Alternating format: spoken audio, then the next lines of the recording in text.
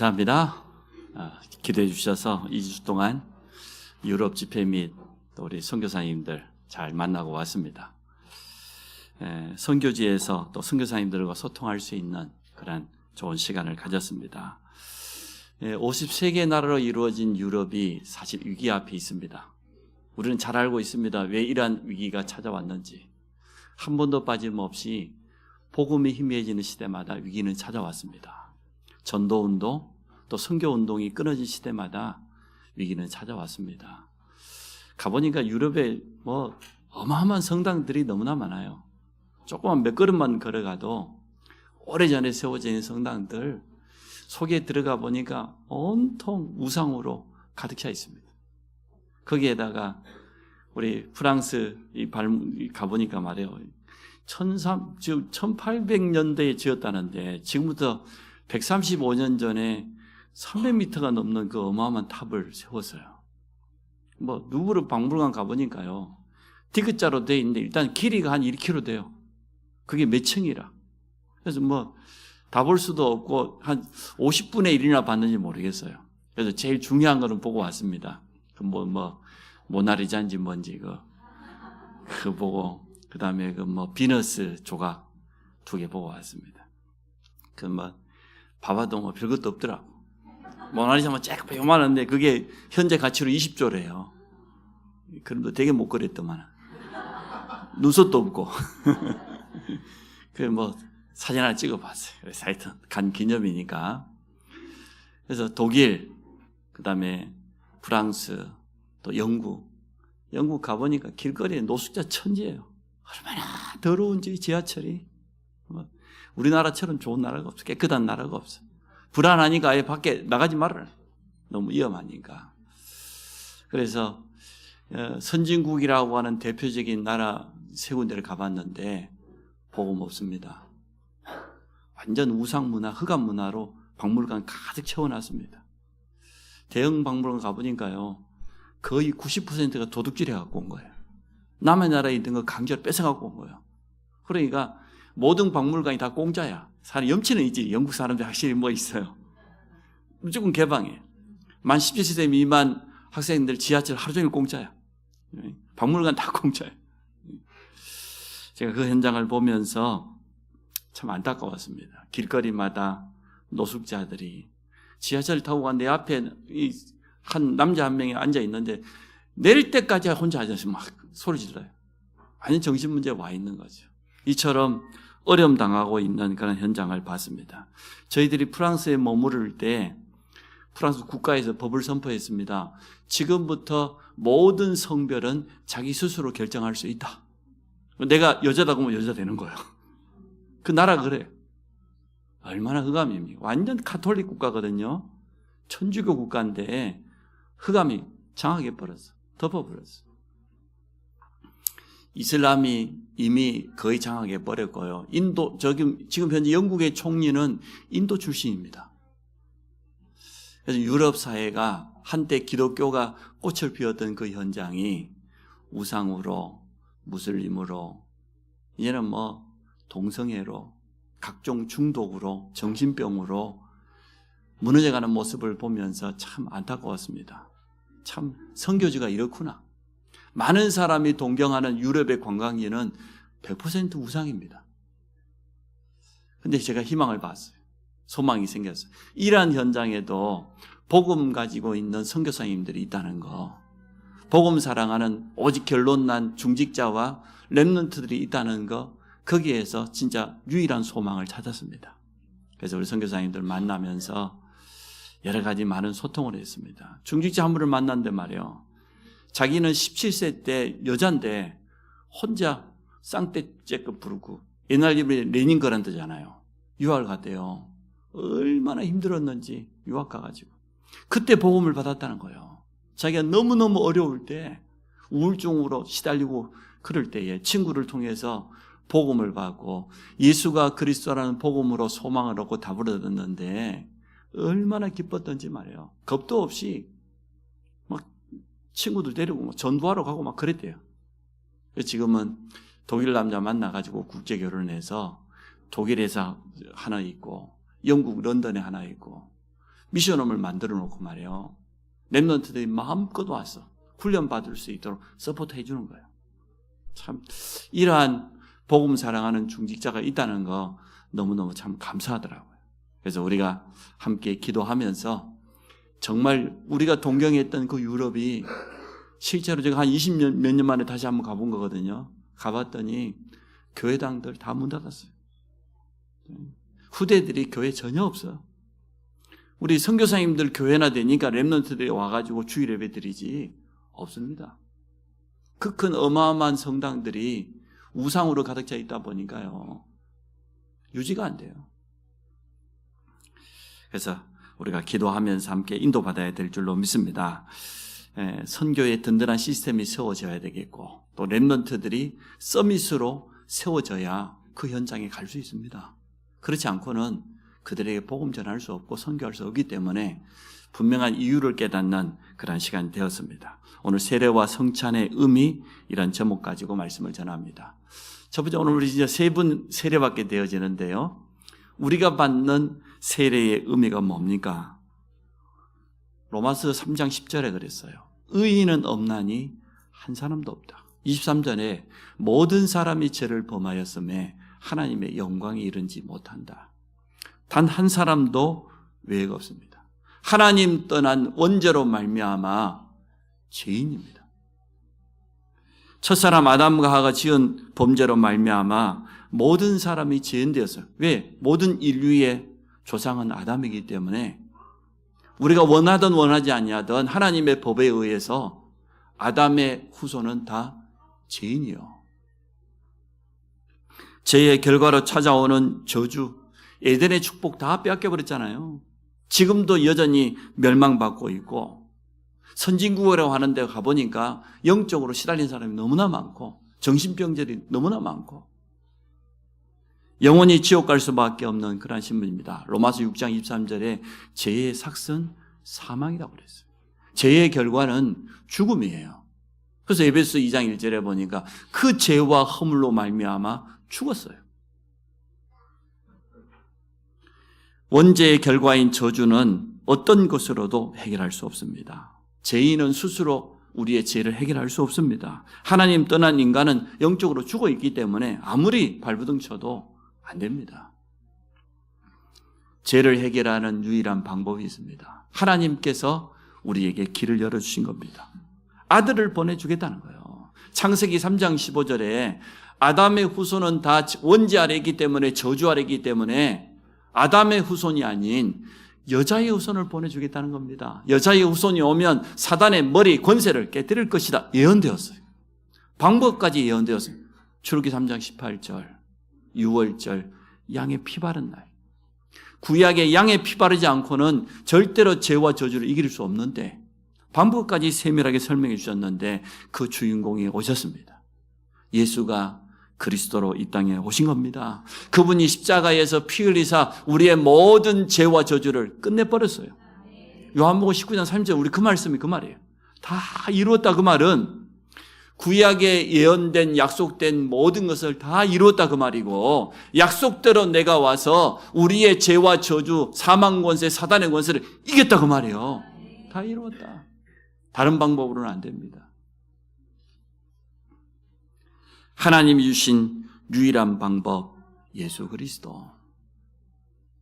우리가 영접하면 구원받았는데 왜 세례를 받습니까?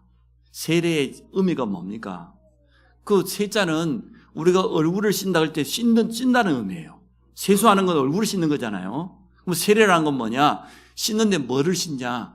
우리의 죄를 씻는다 그런 뜻이에요. 그게 세례의 원의미입니다. 예수가 그리스도라는 이 사실을 믿고 영접하는 자 모든 죄에서 해방받은 줄로 믿습니다. 우리의 죄를 씻는 거예요. 그래서 세례의 의미는 죄와 저주로부터 완전하게 해방받는 신분이 되는, 우리의 신분이 바뀌는 겁니다. 죄인이었던 우리가 의인 되었어요. 마귀의 자녀였던 지옥 가야 될 우리의 신분이 영원한 천국이 보장된 하나님의 자녀로 바뀌어지는 순간입니다. 오늘 우리 세 분이 하나님 앞에서 성도들 앞에서 세례받게 되는 건데요. 그건 우리 믿음 고백이에요. 내가 지금 내 모든 죄를 용서받고 예수가 그리스도라는 이 믿음 가지고 구원받은 하나님의 자녀가 되었다고 하는 당당한 신앙 고백입니다. 하나님 앞에서도 하지만 교회 앞에서, 우리 성도들 앞에서 오늘 믿음 고백하는 시간인 줄로 믿습니다. 우리는 세례를 받아야 됩니다. 맞지요? 죄인이기 때문에 죄 씻음을 받아야 되지. 오늘 본문에 보니까 주님이 세례를 받았어요. 요한에게. 요단 강가에서 세례 요한이 뭐라고 했었습니까? 회개하라, 천국이 가까웠느니라, 이렇게 말했어요. 그 말을 듣고 많은 사람이 요단강에 와서 세례를 받았어요. 회개해라. 아니, 천국의 주인공 되시는 그리스도께서 오셨다, 그 말이죠. 근데 그분이 직접 세례를 받았어요. 오늘 본문에 보니까. 어떤 의미입니까? 요한이 깨닫고 뭐라고 말합니까? 13절에 보니까 요한에게 세례를 받으라 하시니 요한이 말려 이르실 때 내가 당신에게서 세례를 받아야 할 터인데 당신이 내게로 오시나이까? 왜 주님이 세례를 받아야 됩니까?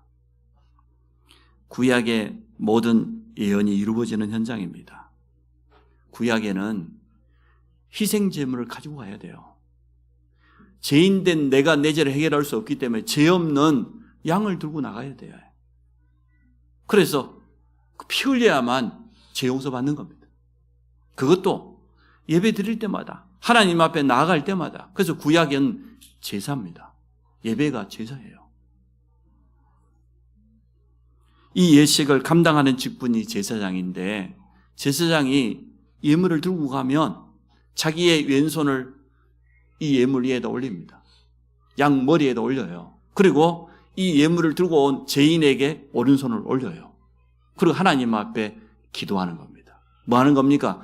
이 죄인의 죄를 양의 머리에 올린다 그래서 전가시킨다, 그런 뜻이에요. 신학적인 단어로. 죄를 이쪽에다 옮기는 거예요. 그리고는 이 양, 죄 없는 양을 목을 쳐가지고 그 피를 받아서 제단 앞에 뿌려야 돼요. 피 흘림이 없이는 죄 용서함이 없느니라. 이게 하나님의 방법이에요. 이 일을 하는 직분이 제사장이에요. 예수님이 오늘 이 일을 하시기 위해서 세례를 받으신 겁니다. 대속물로 오신 예수 그리스도인데 요한복음 1장 29절에 세례 요한이 뭐라고 했었는 줄 압니까? 보라, 세상 죄를 지고 가는 하나님의 어린 양이로다. 구약의 모든 어린 양들이 죄인의 죄를 대신 지고 피 흘렸지 않냐? 그런 것처럼 세상의 모든 인류의 죄를 대신 지시기 위해서 양처럼 피 흘리기 위해서 오신 하나님의 어린 양이다, 이렇게 표현했어요. 다른 방법이 없기 때문에, 오직 그리스도만이 이 일을 할 수 있기 때문에. 그럼 오늘 세례 요한에게 세례받은 건 뭡니까? 구약의 제사장이 죄 없는 양의 머리에다 뭘 올렸어요? 손을 올렸어요. 이 죄인의 죄를. 그런 것처럼 우리의 모든 죄를 어린 양 같은 예수 그리스도의 머리 위에다가 올리는 거예요. 아니, 죄 씻음 받는 게 세례인데 우리 주님이 세례받은 것은 마지막 제사장 되는 세례 요한이 그 직분을 감당하는 거예요, 지금. 우리의 모든 죄를 죄 없는 어린 양이 아닌 예수 그리스도의 머리 위에다가. 이때부터 우리 주님의 공생의 사역이 시작된 것을 보게 되어집니다. 오늘 본문이 그 내용이란 말이에요. 그러니까 주님이 14절에 이 세례에 뭐라고 합니까? 내가 당신에게서 세례를 받아야 될 테인데 당신이 내게로 오십니까? 그때 대답을 주님 뭐라고 했습니까? 예수께서 대답해 주시되 이제 허락하라. 우리가 이와 같이 하여 모든 의를 이루는 것이 합당하니라. 하나님의 뜻은 이제는 더 이상 양 잡고 소 잡아가지고 피 흘리는 게 아니고 참 하나님 되신 그리스도께서 우리를 위해서 대속물이 되시는 겁니다. 그 일을 행하는 장면이 오늘 본문에 나와 있는 겁니다. 영원한 제사장 되신 예수 그리스도입니다. 죄 없으신 예수님이 피 흘리심으로 말미암아 우리의 죄가 용서됩니다. 다른 방법이 없습니다. 우리는 죄 용서의 확신을 가지고 이제는 모든 저주를 이길 수 있습니다. 로마서 8장 1절에 이제 뭐래요? 누구든지 그리스도 예수 안에 있으면 결코 뭐가 없어요? 정죄함이 없어요. 죄인이라고 말할 수 없어요, 이제는. 이는 그리스도 예수 안에 있는 생명의 성령의 법이 너를 죄와 사망의 법에서 어떻게 해요? 해방하였느니라. 생명의 성령의 법. 우리는 과거에 죄와 사망의 법 아래 있었습니다. 저주 아래 있었습니다. 그리스도 예수 안에는 뭐가 있어요? 생명이 있고 성령이 있어요. 해방되어 버렸어요. 우리의 신분이 완전 바뀌어 버렸어요. 결코 정죄함이 없는. 요한일서 1장 9절에 말해요. 우리가 구원받고 나서도 실수할 수 있는데 만일 우리가 우리 죄를 자복하면 그는 미쁘시고 의로우사 우리를 죄를 사하시고 모든 불의 가운데서 우리를 깨끗게 하시게. 믿습니까? 그렇습니다. 그래서 오늘 우리 주님이 구약의 어린 양처럼 대속물로 오셔서 우리의 죄를 다 짊어지시고 십자가에서 피 흘렸습니다. 우리의 죄와 저주를 끝내버렸습니다. 사단과 지옥 권세를 이기시고 3일 만에 승리하셨습니다. 그분을 내가 영접하고 그 이름으로 구원받았던 증거로 죄 씻음 받는다. 오늘 세례식을 행하는 겁니다. 그럼 오늘 성찬은 뭡니까? 주님의 십자가의 죽으심과 부활을 기념하는 것입니다. 오늘 떡과 포도주 2가지를 준비했습니다. 이 떡은 뭡니까? 주님의 몸을 의미해요. 우리를 위해서 희생당하신 그 몸. 포도주는 뭡니까? 붉은색입니다. 주님의 그 보혈. 우리를 위해서 마지막 한 방울까지 흘리신 그 보혈을 의미합니다. 이걸 잊지 말라는 거예요. 우리를 구원하시기 위해서 참 하나님 되시는 그분이 오셔서 그 몸을 희생하시고 모든 피를 쏟기까지 우리의 참된 구원자가 되셨다. 참된 희생제물, 대속물이 되셨다. 이걸 잊지 말라는 겁니다. 그리스도의 비밀과 구원의 축복을 기억하는 날이 되시기를 바랍니다. 그래서 우리 장로교회에서는 기념설이에요. 주님의 그 희생, 그 흘리신 보혈 기억하고 기념해요. 천주교는 뭐냐? 화채설이라. 화채설이 뭐냐? 화자가 되어진다는 화자예요. 될 화자예요. 그 채는 몸체잖아요. 신부가 기도하는 순간 저 떡이 저 포도주가 예수님 피가 돼버린대. 예수님 몸이 돼버린대. 화채설. 그러니까 한 방울도 떨어뜨리면 돼요, 안 돼요? 안 되니까 신부 지가 다 마셔버리잖아. 떡만 하나 주고. 성경에는 그래 돼 있지 않아요. 나를 기념하라 그랬어요. 기억하고 기념하라. 구원의 감사가 있는 성도에게는 날마다 증거가 찾아올 수밖에 없습니다. 주님 재림시까지 이 구원의 감사와 감격을 잊지 말고 기억하라는 뜻인데 여기에서 모든 것이 시작되기를 주의 이름으로 축원합니다. 여러분이 예배에 나올 때마다 어떻게 됩니까? 구약에는 양을 들고 나갔다니까. 피 예배 드려야 돼. 그러면 여러분 가슴속에 뭘 담고 와야 됩니까? 예수 그리스도의 십자가 보혈의 능력을 의지하고 나오시기 바랍니다. 나는 그의 보혈로 말미암아 나의 모든 죄가 다 용서받았다. 그 구원의 감사. 이거 가지고 예배에 나오셔야 돼. 기도할 때도 마찬가지입니다. 나는 믿는다. 그리스도께서 모든 흑암을 이기셨을 뿐만 아니라 그 이름으로 기도할 때 하늘 보좌의 문이 열리는 시간이다. 내 기도는 반드시 응답된다. 내 이름으로. 이게 모든 것의 시작입니다. 신앙생활을 할 때도 마찬가지입니다. 여러분이 그리스도의 십자가의 죽으심과 부활을 기억하고 그 구원의 감사 속에서 신앙생활을 하면 흔들림이 없어요.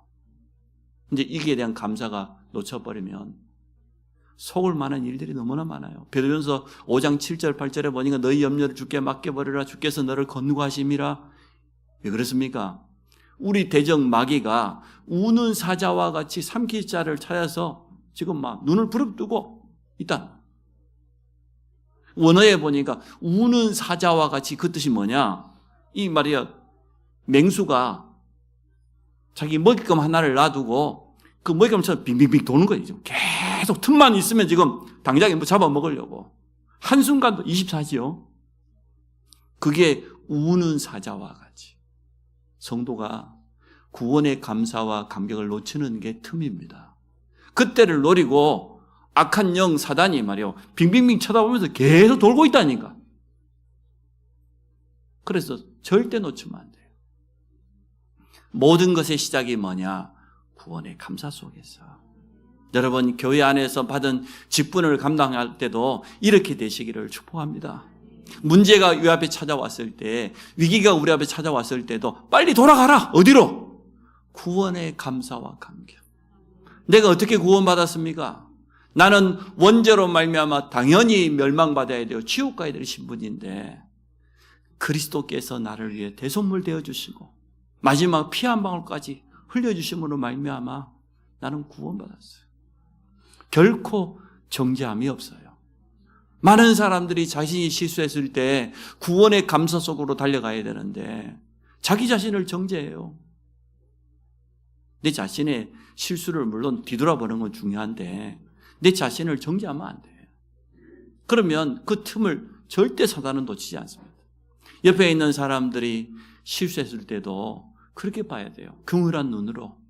내가 그리스도의 십자가의 보혈로 구원받은 것처럼 저 실수하는 저 성도도 구원받은 하나님의 자녀. 내가 위해서 기도해주고 또 말씀 전해주고 도와줘야지. 약한 자를 도와주라고 그랬잖아요. 성경에 보니까 연약한 자를 붙들어주라고 그랬잖아요. 여기에서 모든 것이 시작되기를 주의 이름으로 축복합니다. 전도를 할 때도 마찬가지예요. 내가 구원받은 여기에 대한 감사. 너무 감사해서.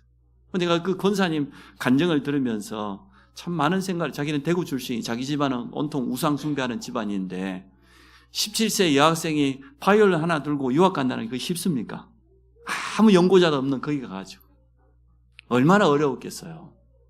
사실은 우울증이 오고 공황장애 오는 게 저는 당연하다고 봐요. 그때 복음을 들었단 말이에요. 나의 이 근본 문제를 해결하신 그리스도 십자가, 이 복음을 붙잡고 결단했단 말이에요. 얼마나 소망이 생겼는지 말이에요. 자기는 언제나 새벽에 일어나가지고 기도하면서 이 바이올린 하나 가지고 집중하면서 연습해야 돼요. 남들보다 최선을 다한 것 같아요. 졸업할 때 수석 졸업. 그래가지고 이 유럽 정상들이 모이는 그 자리에 가가지고 연주하고 말이에요. 이렇게 하면서 렘넌트 운동을 하는데 흔들림이 없어요. 참 감사하다. 이렇게 순수하게 복음 사랑. 이 사람 속에는 그밖에 없어요. 나를 구원하신 이 복음 예수 그리스도. 거기에 대한 감사와 감격. 독일에서 영국을 왔다 갔다 하면서 렘넌트를 돕고 렘넌트 제자들을 키워나가고 그 일을 해나가고 있는 거예요. 일부러 저희 식사 대접도 하고 자기 미션홈에 초대해서 갔어요. 가가지고 메시지 달라고 메시지 주고 왔는데 참 이런 분이 있구나. 정말로 아무런 표시 내지 않고 렘넌트 운동할 수 있는 이러한 전문인들이 있구나. 하나님이 내게 주신 이 달란트, 자기 부부는 나이가 40이 넘은 것 같은데 애가 안 태어나요. 노력해도 안 돼. 그러니까 더 많은 렘넌트들을 미션홈을 열어가지고 키워나가고 있는 거예요. 이게 다른 것으로 가능하겠습니까? 그래서 오늘 성찬을 통해서 여러분 꼭 회복하시기 바랍니다. 참된 구원의 감사와 감격. 임마누엘의 비밀을 회복하고 누리는 예식이 성찬입니다. 성찬은 주님과 우리가 하나 되는 거잖아요. 연합을 의미하잖아요. 무슨 말입니까? 우리 자신은 연약한 질그릇 같고 조금만 문제 와도 흔들리는데 한계를 가진 존재인데 완전하신 그리스도와 내가 하나 되는 거예요. 오늘 주님의 십자가의 죽으심과 부활도 기억하고 기념하지만 승리하신 그리스도, 완전하신 그리스도와 내가 연합하는 거예요. 그리스도가 여러분 삶의 주인 되시기를 바랍니다. 그렇게 된다고 하면 문제 아닙니다. 답되신 그리스도가 나의 주인 되시는데 위기 아닙니다. 하나님 주신 기회입니다. 이게 성찬입니다. 의미를 알고 참여할 때 치유의 역사가 일어나요. 확실한 증거를 얻게 되어집니다. 그래서 우리가 예배드리는 이 시간 가장 하나님 앞에서 은혜 받을 수 있는 시간이지만 오늘 세례가 뭐다? 또 성찬이 어떤 의미를 가지고 있다? 이거 깨닫고 참여한다고 하면 여러분 속에 하나님 주시는 참된 은혜가 임할 것이고 우리 안에 남아있는 질병도 치유되는 시간일 줄로 믿습니다. 오늘 예수 그리스도 이름 가지고 영적으로 힘을 얻으시기 바랍니다. 우리 개인과 가정에 남아있는 모든 흑암의 통로가 완전 무너지도록, 내 안에 남아있는 연약함이 완전 치유되도록. 오늘 홍기현 전사 아침에 전화 왔어. 몸이 너무 아파가지고 택시 불러가 병원 간다고. 괜찮아요. 뭐 그 연세 되면 아플 수밖에 없죠. 안 아픈 게 도리어 이상하지. 오늘 우리 전사님에게 이러한 치유의 축복이 임하기를 주의 이름으로 축원합니다. 우리는 이 모든 축복의 증인입니다. 초대교회는 다른 거 말하지 않았습니다. 구약에 하나님이 약속했지 않냐, 우리에게. 여자의 후손을 보내주겠다고 약속했지 않냐. 그분이 오시면 우리 죄를 대신 짊어지시고 희생제물이 되시겠다고 약속했고 부활하시겠다고 약속했다. 우리는 이 일의 증인이다. 누가 그리스도냐? 예수가 그리스도요. 그분은 부활하셨다. 승리하셨다. 이 사실만을 전파했어요. 그 놀라운 일이 일어났습니다. 이 복음을 받은 안전뱅이가 하나님을 찬미하고 일어났어요. 그 슬픔이 많았던, 재앙이 많았던, 상처가 많은 사마리아 성에 기쁨이 임했어요. 다른 거 말하지 않았습니다. 뭐 바르게 살기 운동하지 않았어요. 오직 예수가 그리스도 되신다. 부활하신 그분을 증거했는데 현장이 살아나게 된 줄로 믿습니다. 이 축복을 누릴 때 흑암과 저주 세력이 무너집니다. 아무리 유대교가 강하고 출교를 하고 금정령을 내리고 협박을 해도 초대교회는 굴하지 않았습니다. 왜? 여기에 대한 확신과 감사 있었거든요. 감격이 있었거든요. 우리 모든 성도들 오늘 이런 축복을 회복하는 날 되시기 바랍니다. 나머지 다 버리세요. 구원의 감사, 하나님이 내게 주신 은혜와 사랑, 이걸 오늘 회복하는 날이 되어야 되겠습니다. 또 이 축복을 전달할 때 현장은 살아납니다. 현장은 치유됩니다. 우리 안성평택 이 현장에 한 번도 이 정확한 복음을 들어보지 못한 사람들이 얼마나 많겠습니까? 오늘 특별히 우리는 세례식과 성찬식을 하는데 내게 임한 이 구원의 은혜와 감사, 완전하신 그리스도께서 영원토록 성령으로 나와 연합하시겠다고 하는 이 언약, 이 축복 가지고 증인되시기 바랍니다. 결론입니다. 첫째, 확신. 확신 가져라. 끝났다. 원죄, 자범죄, 조상의 죄 다 끝났다. 그리스도께서 십자가에서 다 이루셨다고 선포하셨다. 믿고 영접하는 순간 우리는 더 이상 죄인 아니에요. 우리는 하나님의 자녀입니다. 의인입니다. 확신 가지세요. 우리 가정의 가문의 지난 과거에 이런 일 저런 일 있고 많은 아픔과 상처 있었는데 끝났단 말이에요. 끝났어요. 자꾸만 여러분 생각 속에 안 끝났다고 생각하니까 아까 어쩐다고 맹수가 빙빙빙빙 돈다니까 이렇게 24시간 눈을 부릅뜨고 틈만 생기면 치고 들어가려고 거기에 당하는 거예요. 여러분 오늘 확신 가지고 모든 틈을 막으시기를 주의 이름으로 축원합니다. 우리가 실수한 것도 누구나 실수해요. 끝났어요. 예수 그리스도 이름으로 당당하게 나가서 회개하면 돼요. 그는 미쁘시고 의로우사 우리 죄를 사하시고 모든 불의 가운데서 우리를 깨끗게 하셨느니라. 끝난 겁니다. 그럼 두 번째, 우리에겐 사명이 있어요. 루터가 이렇게 말했습니다.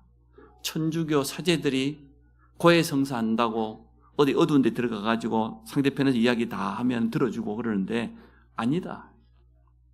모든 사람에게 제사장의 축복이 있다. 모든 사람은 죄를 이길 수 있는 권세가 있다. 만인 제사장설이라고 그래요. 굉장히 중요한 말. 지금도 천주교는 그거 믿지 않습니다. 사제들에게만 그런 거지. 구약의 제사장의 직분을 여전히 신부가 지금도 하고 있습니다. 우리 주님은 다 이루었다고 했는데. 고해성사 한다는 얘기 들어봤죠? 그러니까 천주교 저 사람들은 꼼짝을 못해 신부들한테. 왜 자기 약점을 다 알고 있거든. 바람 피운 거, 돈 떼먹은 거, 거짓말한 거 다 고해바쳤기 때문에 신부가 다 알고 있어요. 시킨 대로 할 수밖에 없어. 여러분 저한테 말 안 해도 돼. 하나님 앞에 직접 기도하면 돼. 우리는 우리의 죄가 용서받았을 뿐만 아니라 이제는 죄로부터 찾아오는 저주를 이기는 제사장권이 있단 말이에요. 여러분이 복음 전하면 그 사람이 생명을 얻을 뿐만 아니라 이 죄와 저주의 굴레에서 빠져나오는 거예요. 그게 제사장권이에요. 베드로서 2장 9절에 그랬지 않습니까? 왕 같은 제사장. 여자를 축복합시다. 당신에게는 제사장권이 있습니다. 우리가 전해주는 복음으로 말미암아 죄 용서 받아요. 맞습니까? 이 복음이 증거될 때 저주 재앙이 무너져요. 흑암이 무릎 꿇어요. 이게 우리의 사명이라. 만인 제사장 맞잖아요. 그리스도로 말미암아 우리는 더 이상 양들고 갈 필요 없어요. 확신 가지세요. 나는 제 문제 완전 해결받았다. 더군다나 나에게는 이제 제사장권이 축복이 있어서 우리 가정과 가문에 내려오는 저주 재앙을 다 끝낼 수 있단 말이에요. 여러분 기도로 영적인 싸움 제대로 하시기 바랍니다. 저는 이거 사실 정말 믿었어요.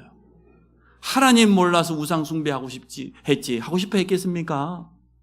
얼마나 힘들었으면 바다에 가서 빌고 달 보고 빌고 그랬겠습니까? 하나님 몰랐거든요. 원죄라고 하는 이 저주가 이렇게 무서워요. 악한 영에게 이용당한 줄 알았으면 누가 조상제사 지냈겠어요? 속고 살았어. 완전 이용당하고 너무 억울해. 지난 과거가. 그런데 하나님의 은혜로 이 복음을 깨닫고 보니까 나에게 이제는 예수 이름 가지고 이 흑암을 완전 꺾을 수 있는 권세가 주어졌어. 저주를 이길 수가 있어요. 저주가 뭡니까? 전부 발판. 이 사명 오늘 회복하시기 바랍니다. 세 번째 결론. 그래서 감사할 수밖에 없어요. 참 하나님 은혜에 감사하다. 나는 일평생 구원의 감사와 감격 속에서 모든 일을 하겠다. 오늘 이 결단하셔야 돼요. 그렇게 되면 일단 오늘 여러분 치유됩니다. 여러분 속에 뭐 불만 있어요? 여러분 진짜 오늘 한번 회복해 보세요. 내가 받은 이 구원의 은혜와 십자가의 이 사랑, 이거 오늘 회복하면 여러분 치유된다니까. 그 자부심을 가지세요. 너무 감사하다. 그래서 여러분 증인되시기 바랍니다. 세례 요한이 외쳤습니다. 세상 죄를 지고 가는 하나님의 어린 양이라고 외쳤습니다. 이제는 그분이 우리와 함께 하십니다. 우리에게 왕같은 제사장의 직분을 허락하신 줄로 믿습니다. 이 일에 증인되기를 주의 이름으로 축복합니다.